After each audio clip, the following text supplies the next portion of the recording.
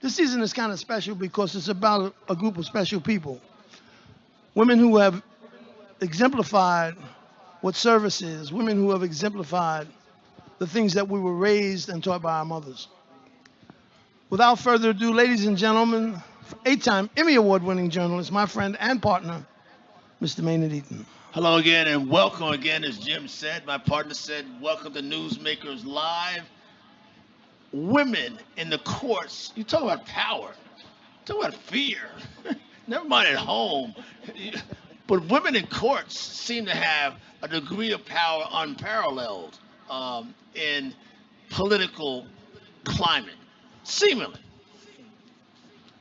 We have past examples like Judge Thelma Wyatt Cumming, and of course former Georgia Supreme Court Judge Leah Sears Ward.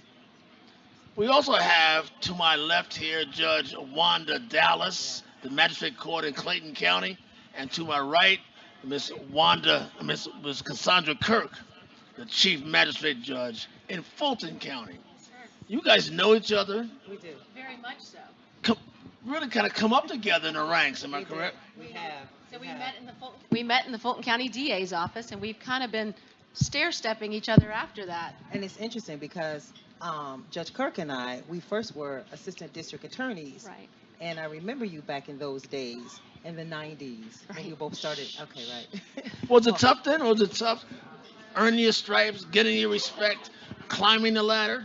Or was it like other folks talk about women having struggling, breaking through the glass ceiling? I think it was a little tough. I think that there's a perception of women, at least it was back then, maybe 20 years ago, the perception was that we were more, maybe more compassionate, and maybe that meant that we weren't going to be firm. But I believe that the same qualities that gave us an ability to be assistant DAs and then juvenile court judges, we both were Fulton County juvenile court judges, those are the same qualities that people need now. And so the things that we're seeing maybe as a negative, I think now are positives. The fact that we are compassionate, the fact that we look at the people that are in court and we see something in them, we see something as women, as nurturers, we see something that can be saved, that can be salvaged. And I think that gives us a kind of an edge on some levels because it's a natural nurture that's kind of how I look at this. And so I would agree, but I would also say because we came through the Fulton County DA's office, we had an opportunity to be with Mr. Paul Howard, and Paul Howard took he took care in figuring out how to put those teams together. There were 100 attorneys there. It was not hard to find 5 or 10 people you could always bounce something off of, so you never felt alone. So even if you couldn't find a chief or you couldn't find Mr. Howard, there was someone else in the office that you could always use. And Wanda Dallas is the most compassionate person. She is the hardest working person I have ever seen, and I am so proud of her now to be the chief magistrate out in Clayton County. And the interesting thing is that most of the chiefs in the metro area, if not all of them, are all women. And so we have like a sisters club where we meet pretty much quarterly so that we are together and just supporting each other in what it means to be chief and what that role looks like, because that's not easy. I'm saying, is that a good thing, or is that we all kind of been corralled and not allowed to go on to the Superior Court or higher court judges? No, I don't think. I think it's a good thing. I think that as Chief Magistrate Court judges, I think we do this because we like doing this. We've had opportunities to maybe do state court or Superior Court. But just like Judge Kirk said, by the virtue of how we were kind of raised on some level in terms of being under that type of leadership as Paul Howard, it just has given us an ability to be more cohesive, to be a team. And that's important because how we look at the law, how we look at justice, how we look at, criminal justice reform, it's a little different because of where we started, and we keep up with each other. So the sister judges, we meet and we talk about the challenges that we're facing that are unique to us as women judges. Judge Kirk, you're facing a challenge right now. You're running for re-election. Is that correct? It is correct. Why would somebody want to unseat you? Those are the words I want to know. I don't know. But I can tell you, you are right. On May 22nd, actually early voting started today, I am asking the residents of Fulton County to vote to keep Kirk so that I may retain I like that. Keep Kirk? Thank you. Yes, sir. Keep Kirk. So I do have one challenger. But as a judge, you're kind of restricted. You're kind of quarantined from doing certain things politically, right? I mean, you can't say but so much. Is that correct? Or am I wrong in that regard? as a judicial. So, as a judicial candidate, we would expect that there would be a level of decorum that would equal who you are in the courtroom. And so that is what I have pledged to do, is to run a fair race. And so I intend to rise above the mudslinging that has occurred and just simply move forward and tell people in Fulton County that I am the best candidate because I am best qualified, that I am the person that has built this court from the ground as of 2014, and so that I am the person that should retain this seat. And you won re-election last year, is that correct? I did. What are the politics of this seat, this Right. position? Politics of it. Oof. Is it political or is it judicial? Is it your legal qualifications or is it your political clout and moxie? I think it's both. I think legal qualifications certainly play a role, but I think what happens is people look at what you're doing, and what's ironic is the more you do in the position, the more it makes other people want the position. They want what they perceive to be power. Because as chief magistrate court judges, we've got a lot that we do. We take care of civil actions, we do criminal actions, we do so much. We're the only court, magistrate court, that's 24/7. So in other words, we've got to be available 24 hours a day, 7 days a week. We have judges that work every single day, so it may look attractive. We may make it appear to be or seem to be something Yes, that's you look easy. attractive. I mean, but it's not easy. It's a very difficult job to hold down. But I think the thing that keeps both of us in this is we have a touch with the community. I consider us to be the people's court on some And so levels. one thing I want to add that Judge Dallas did not bring up is that every chief magistrate, no matter what county you're in, will appoint other judges. And so that's not true, except in the juvenile court arena. So the chief magistrate judges have an important role to play in picking those part-time judges and picking those full-time judges. And so it's important to know that those judges are the people that will eventually sit on Superior Court, will eventually sit in higher courts. And I was at a breakfast, and I did not know that Judge Mike Boggs, who is soon to be Justice Mike Boggs, started out in the county he was from as a magistrate. So magistrate judges are a good starting ground, but it's a very important work that we do serving the community. I know you're on a state, this is a state court position, is that correct? Or county or state? County. There are those who worry that our president is appointing or trying to name federal court judges that could, very conservative and very, could hold back much of you that you're trying to do as a people's judge. Are we fearful, should we be fearful, concerned about what's up the road from where you are? Let me say this. I want to talk about Georgia, because what's interesting, in the 8 years that we've had this governor, we have had some amazing appointments. I've got to say that he's passed some legislation that shows. I want to talk about something, and I'm kind of going to take a little curve off here, but accountability courts. That is critical, and that's something that this governor stands by. And I'm not saying I'm not a party person, absolutely, but what I look at is the courts that have been created: accountability courts, drug treatment courts, DUI treatment courts, veterans treatment courts. Those type of courts, mental health treatment courts, where we see people that come into court and there seems to be a problem. There seems to be a reason why they're committing these crimes, and they don't deserve to go to prison per se. So what happens is, with accountability courts, we're able to put them in a different track so that there's more treatment. It's a more treatment-oriented case. And that's new, that's brand new? Well, no, I think it's been going on for several years. But your discernment of this makes it different, huh? We like this. I mean, I like it. And I want to say that federal judges, they do what they do with federal cases, but we got to talk about what's happening in Georgia. How are the judges that are on the bench, Supreme Court of Georgia, the Court of Appeals of Georgia, how do those judges, because that's where our cases ultimately end up.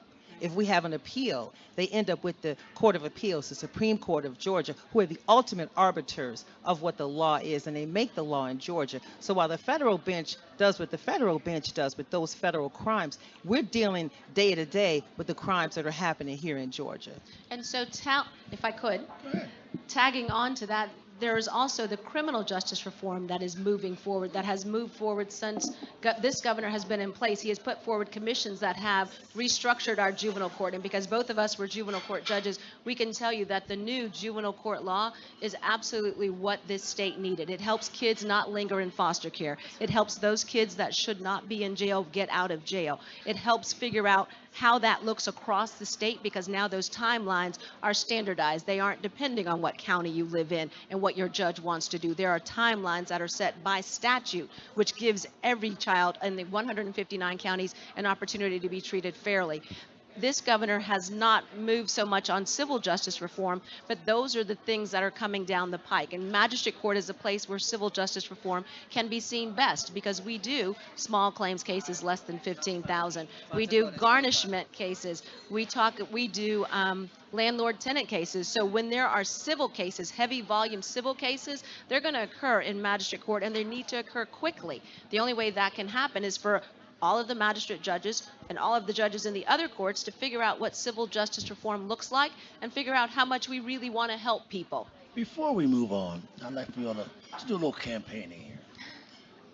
Why would I reelect you? How do you make a difference? And then I want to ask you why you, as a citizen, as a colleague, vote for her.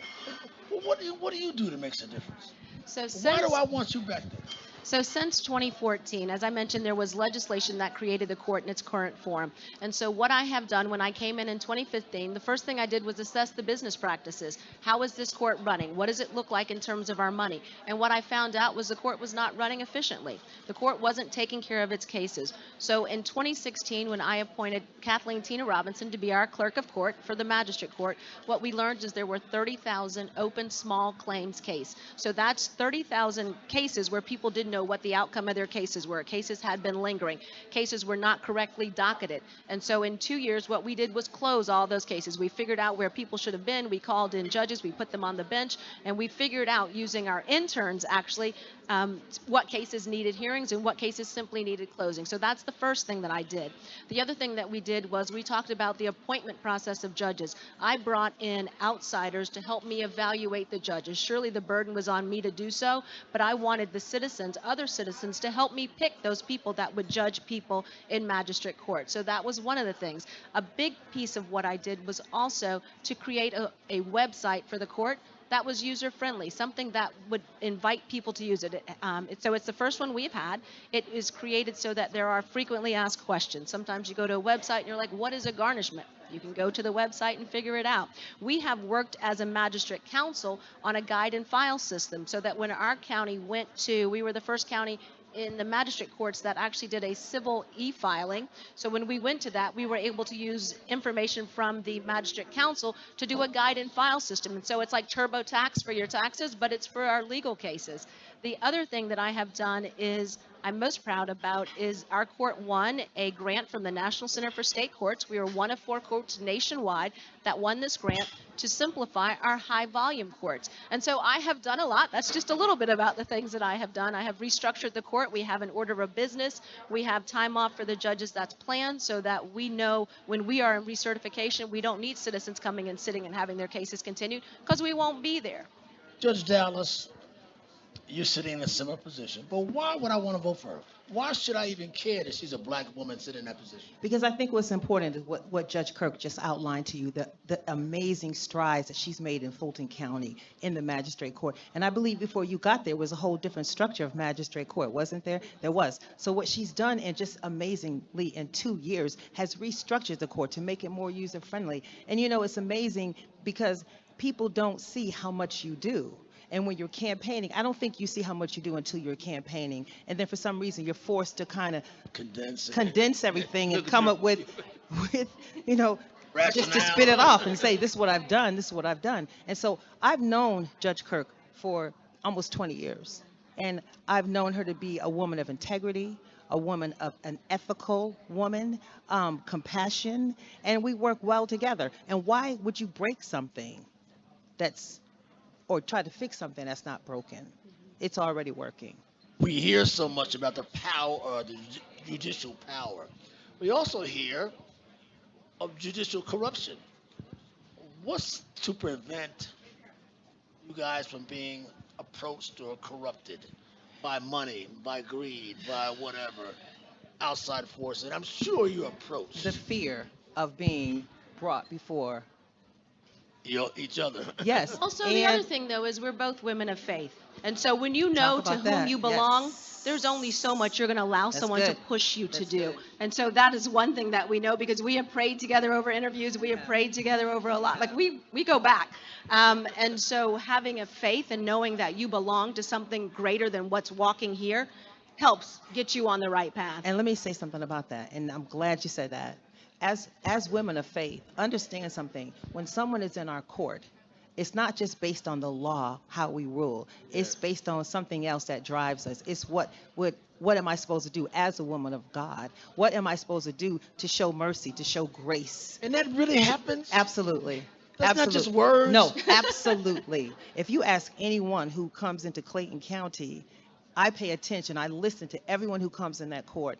And what I try to assess is what is it that I can do to make sure you don't come back in front of me. And I'll say that to individuals that are broken, because that's why people come into court, because they're broken, because of broken relationships, because of broken faith, because of broken hope. And they come in court because they're trying to do something. And I believe they come to court as a place of first. Their first resort is a court. And if we can stop them at that place, if we can pay attention and discern what it is and what they need, then we're doing what we've been called to do. So this is not a job. You said something about power. Yes. And I want to say to you this, it's not about power, because power doesn't belong to us. As long as you know power belongs to God, and all I am is a servant, and all I'm supposed to do is pay attention to what Amen. God has called me to Amen. do, I have no power, because it's not about me. I'm not in this position because I want power.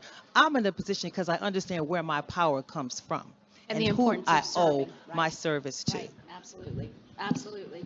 Well said. Now, you kind of took my words away, but there are those who suggest judges have abused their power and filled our jails.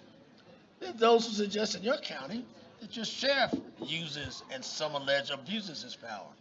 So there is concern about judicial overstepping. Is that discernment you use to correct that? You know, I think that physician, heal thyself.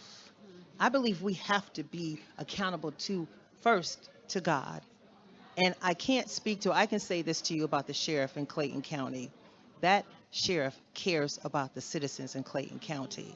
All right? He is always available. He's always vigilant. He's always watchful. He is always making sure that we're safe. And I have personal experience myself from something that happened to me where he was Johnny on the spot and made sure that I was protected. And I know specifically individuals who have had problems with drugs. They call the sheriff and he sends his people out to the community until there is some semblance of safety restored. So that's what I'll say about the sheriff. And about other judges that may fall off, I don't know that many. I don't know any in Clayton County. And I think we all feel the same way. I'm terrified at the thought of coming before the JQC, which is the Judicial Qualification Commission, and there's an oversight that they pay to judges. And all it takes is someone filing a complaint, and now you're under the spectrum, and now you're under scrutiny, and you're being investigated. That's real. Well, Judge Kirk, there's a group called Gideon's Promise that fights hard every day with public defenders to keep indigent folks out of jail just because they don't have the money.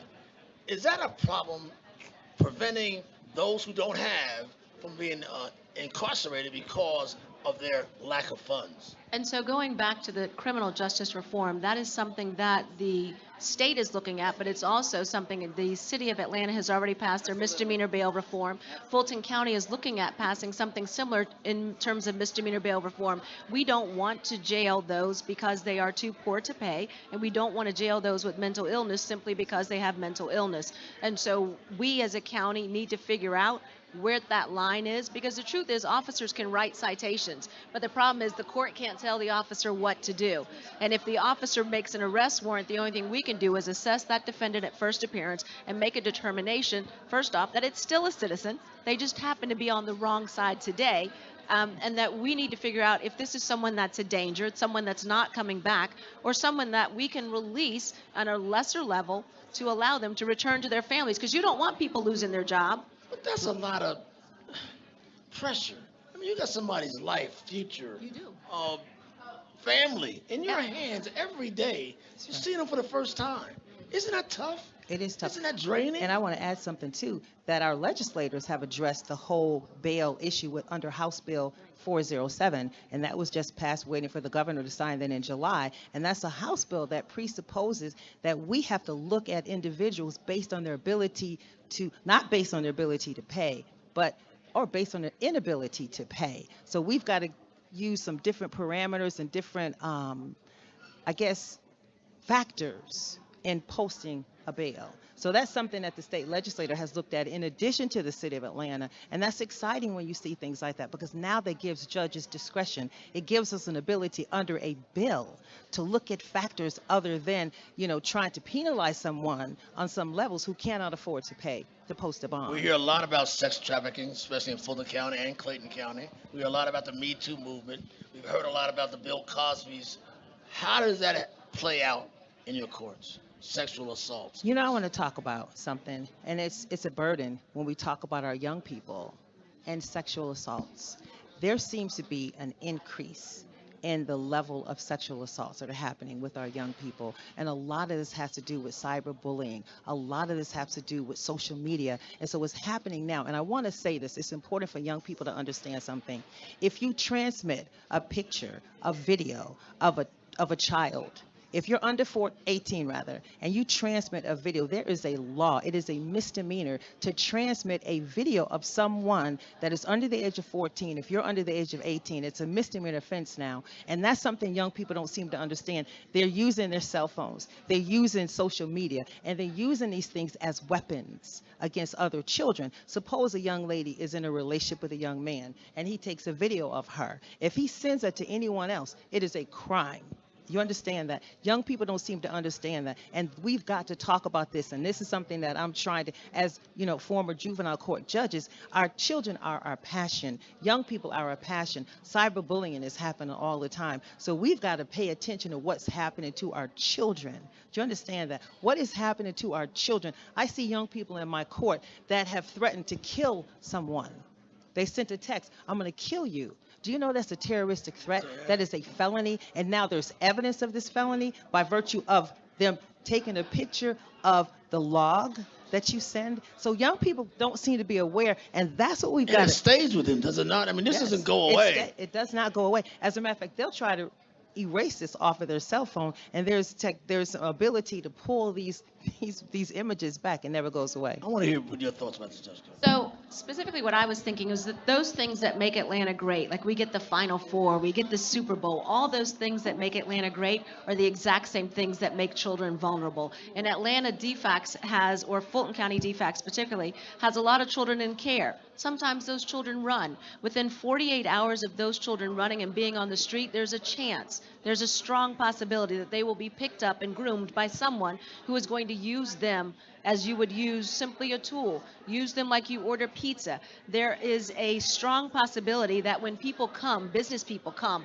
from outside, that they will figure out that they want to do something that is so heinous they wouldn't do it in their own city, but they would come to Atlanta and do it. And because we are a convention city and everybody in Atlanta, it's the South, we want to please, we make way for those people. And it's, when the last study that was done was when Nina Hickson, Judge Hickson, was on the bench, and she wrote an article in Atlanta Journal-Constitution and said that she had just had her 1,000th case of prostitution in juvenile court. It was then that churches rallied around the victims of sex trafficking. They rallied around those men that had been part of that demand for sex trafficking in a way to figure out how we can make that stop. I am on the board of Street Grace, which is on the in-demand side of this issue, and what we are finding is that it starts from like simple pornography. It starts and then it moves into the strip clubs, and so it's something that people are groomed into believing is okay, but it turns out to be something so incredibly insidious. And how do you deal with that when you see it in your courtroom? Does your being there make a difference? How do you change that? Or do you just deal with the swamp of things that come at you? Well, so I'm happy to say that from the time that Judge Hickson was on the juvenile court bench, our police officers had been trained in such a way that they understood they could not bring a 14-year-old and charge her with prostitution, because at 14 you can't consent to having sex. So it's in a awareness issue. It's an awareness on the part of the police and increased awareness on the part of the court. So the number of victims being brought in, as well as the laws that support those victims, have changed in order for us really to be able to help victims and not continue to punish them, which is what had been happening. And let me say something else. And I know that Judge Kirk does this, and I do this as well. I visit the high schools in Clayton County. Do you? Yes. And I let and I will give them the worst example of a case that has come in front of me. An example of a young girl. So you go to schools and I go to the high schools. Scold I go to the high schools and I talk to the students and I let them know these are the cases that I see. This is a young lady who was in the parking lot of Krispy Kreme who was taken out of her mother's car. This young lady was on her way home from school and was taken off the street. This young man came to Atlanta from South Carolina because he thought that he could have a better life here, and they turned this young man into a prostitute. I tell them about these stories because the only way that our young people, you see, we have laws to prosecute the men, but we don't protect our children. And the only way our children can be protected is if they know what is out there. And I'm very straight with them. I say, let me tell you what's going on. And so when we go to the high schools, we educate the children, then they're more aware. And then the young men think, well, I'm not going to be a victim. And I say, yes, you can be. So it's important that they understand about what's going on in Georgia with sex trafficking. Are you concerned? We have all this on the internet. We have all. I teach college classes. I hear this stuff. It's alarming to me. But you see it in the courtroom. Are the problems getting worse? And can they be curbed by the judicial system?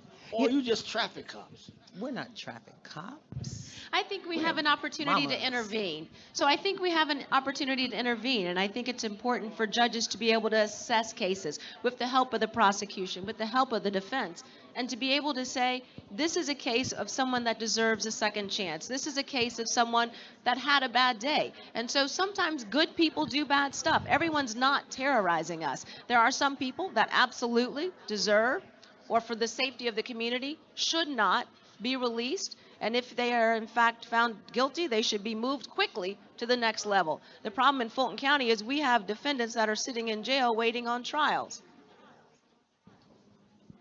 We don't have that. No, we don't have that same problem in Clayton County.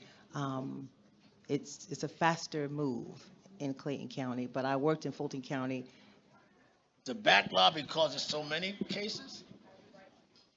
I'm running for election. Did they tell you I was running for election? Yeah, you can't. Right. I got you. That's what I said. Certain things you can't talk about. Right? Finally, ladies, tell me why my daughter should care if you're a magistrate judge, or my sister should care if you're a magistrate judge. What difference does it make? Wow, we make a big difference. When people come into magistrate court, and we're the first court that they come into, and they have someone that cares about them, they have someone that's trying to assess whether or not this is the mistake that they made, if they just need some redirection, if they need some support, if they need some type of a treatment program, you can make a difference. Magistrate court judges make a difference. And I think we started off talking about women and women in the court system, and I think inherently the same thing that makes us mothers and aunts and wives, the same quality that makes us good at those positions is what makes us good at this. We have compassion, we care, and we believe in second chances. But now let me tell you something. You know how you messed up with your mother? We'll fuss too. So there's a strictness, but there's also this level of concern and care. Empathy. And empathy, that's a great word. So I think for us, having come through various different legal experiences and not just only serving on this bench, having also served on a juvenile court bench, we have seen how different systems function. And so just as the juvenile court system, what the purpose was rehabilitation, what we can bring as judges that have sat in other courts and had different legal experience is our legal experience. So don't get confused that all we are is warm and fuzzy. We are both incredibly intelligent. Judge Dallas is a student of the law. If there is ever a question at a magistrate court council meeting, she is on it. So we are astute in terms of the law, but we are also able to look and see people, and I think that's the difference. People in magistrate court deserve to be seen. A lot of times people are not seen, and I think that's something that we bring. Ladies, I gotta end this, but how enlightening and educational and even entertaining, but how important you are. Thank you so much for joining us in Newsmakers. Thank you for having us.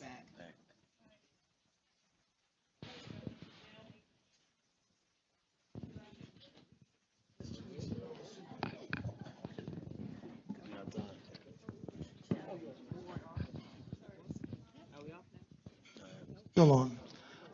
Well, again, another Newsmakers, another informative night of information. The thing about magistrate court is that's where all the basic issues of everyday life are adjudicated initially. We find that without ladies who understand our communities, especially those who have to deal with our children and the issues that initially affect our children, without that level of understanding, justice would still be not found by our community. We thank you for your service. We thank you for what you do every day for every child in this city and every household in this city. I have seen how unevenly justice can be applied at the magistrate level many, many times. Without these ladies, we wouldn't have that. This one is up for election, and I want you to know that Newsmakers is silently behind her re-election. And we want her to win. So we want all of you people who subscribe, all 7,000 of you, to remember that this is our candidate, Cassandra Kirk. Ladies and gentlemen, thank you for coming out. This has been Newsmakers. Newsmakers Live, now in its 10th season, salutes the Superwomen of Georgia. The women of Atlanta and all of Georgia are creating positive change in business, politics, and the civic influence of our communities. Join us each Monday evening here at Newsmakers Live as we salute the magic of these women and their contributions to our daily lives. And now, from BQE Restaurant and Lounge in the heart of Atlanta's historic Auburn Avenue district, here is your Newsmakers host, 8-time Emmy Award-winning journalist,